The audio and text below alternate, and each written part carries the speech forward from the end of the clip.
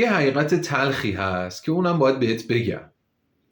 اونم اینه که خیلی از ماها یه سری چیزها رو فقط دوست داریم اما واقعا نمیخوایمشون. بعد تمام سختی ها و نمیدونم نشدن ها و به دیوار بسته خوردن ها و همه اینا رو میندازیم گردن خدا و زمین و آسمون.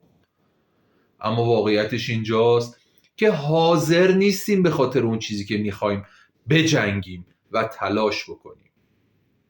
واقعیت ماجرا اینه که تو وقتی یه چیزی میاد تو مغزت و احساس میکنی که من باید به این سمت حرکت بکنم و براش تلاش بکنم، یعنی تو درونت اون نقطه‌ای که داره میجوشه و حس میکنی که آقا من باید اینجوری باشم، من باید این تغییر رو بکنم، اونجا دقیقا خدا کارشو کرده. یعنی ابزارها رو به تو داده و در عین حال به تو مسیر رو نشون داده. اما اینجا تویی که باید تغییر بکنی، تویی که باید هزینه خواستت رو بپردازی، تویی که باید درد اون تلاش و خواستن رو به جون بخری. ببین خیلی از ماها واقعا فکر میکنیم که یه سری چیزها همینجوری به دست میاد، به خاطر همین توقع داریم که یهویی معجزه وار یه اتفاقی تو زندگی ما بیفته. اما حقیقت زندگی این نیست. شاید برای بعضیا این اتفاق افتاده که یهویی یه چیزی معجزه وار اومده تو زندگیش. درسته، هست. اما مطمئن باش هزینه اون چیزی که معجزه وار تو زندگیت اومده رو یک جایی دادی، خودت هم نمیدونی. این هزینه هایی هستند که در جهت خواستن واقعی باید داده بشه. اگر اینجوری بود که خیلی راحت همه چیز معجزه وار بیاد تو زندگی آدم، الان همه یه شکل دیگه ای بودن، اصلا یه چیزای دیگه ای رو میخواستن. یعنی اون جریانات برای آدما دیگه اون طعم و مزه رو نداشت. واقعیتش اینه که اگه مفت یه چیزی بیاد دستت، ارزشش رو نمیدونی، خیلی راحت میذاریش کنار و واقعا چیزی که با سختی به دست میاد برات ارزشمنده.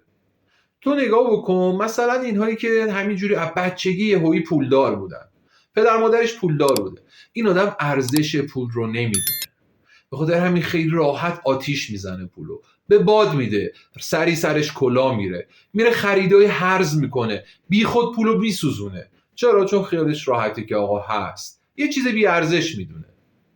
اما کسی که تلاش کرده به دست آوردن پول، قرون به قرونشو دقت میکنه، حواسش هست چطوری هزینه میکنه و جاهای درست هزینه میکنه.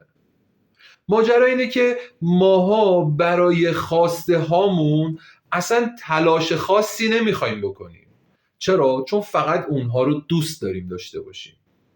تو اگر قرار باشه برای خواستت تلاش بکنی، باید بر ترس تغییر غلبه کنی.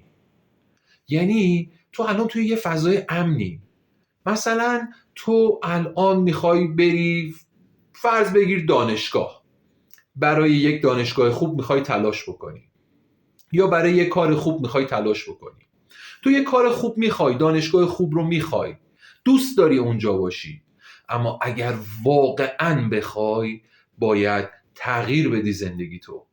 باید بشینی صبح تا شب، شب تا صبح زمان بذاری، برنامه ریزی بکنی و درس بخونی. یعنی باید براش زحمت بکشی، حرکت بکنی. این برنامه ریزی هزینه خواستنته، این درس خوندن هزینه خواستنته. تو باید این بها رو بپردازی.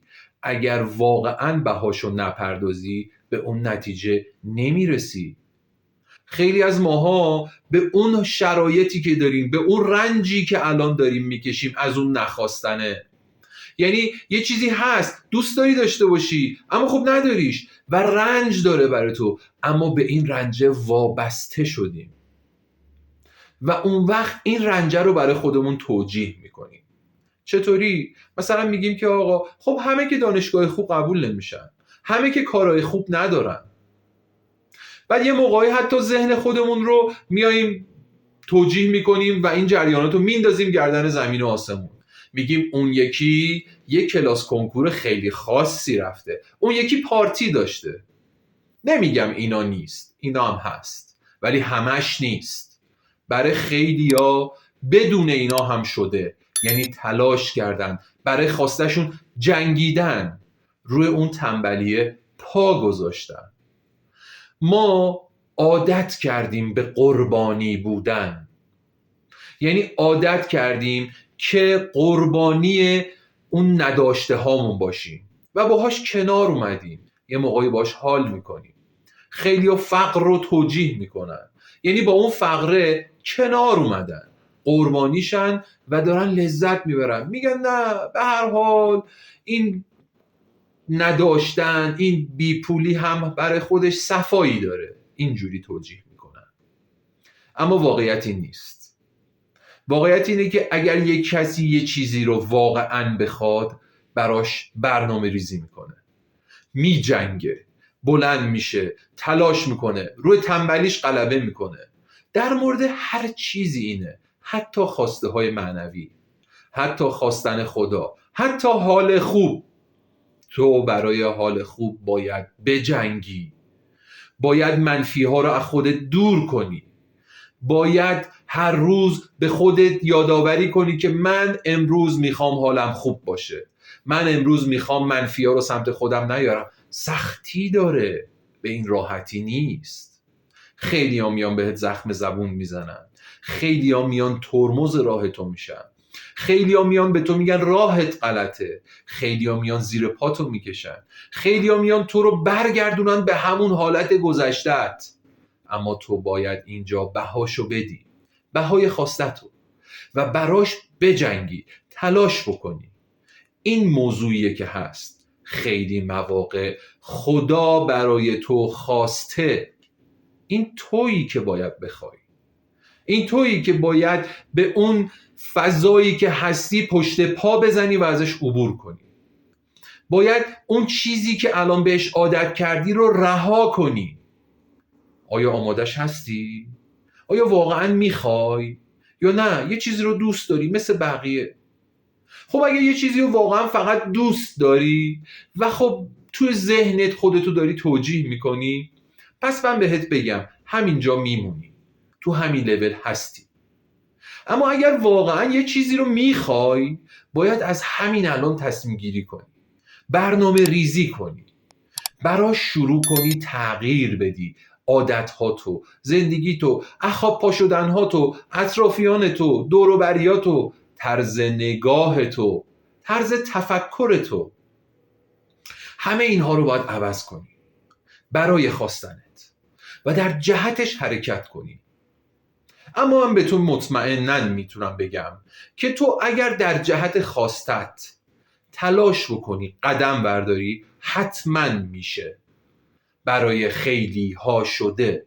اگر یه چیزی رو اون بیرون میبینی یکی داره و به دست آورده، مطمئن باش تو هم میتونی، چون تو با دیگران فرقی نداری. خدا امکانات رو به طور مساوی بین بنداش تقسیم کرده. الان یهویی تو میای به من میگی که نه، اگه اینجوری بود یکی پولدار بود، یکی پول داره و من بی پول. من به تو میگم این نیست.